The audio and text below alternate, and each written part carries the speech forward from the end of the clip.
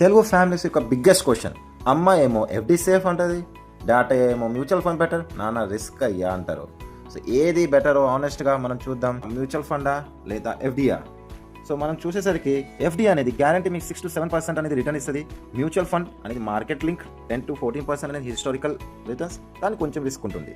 Fixed deposit FD return 6 to 7%, zero risk, lock in period ఉంటుంది, and ఇది DICGC insured, inflation ఇది beat చేయదు. అదే మ్యూచువల్ ఫండ్స్ వచ్చేసరికి return 10 to 14, low medium risk, any time withdrawn, and ఇది SEBI regulated, inflation ఇది beat చేస్తుంది.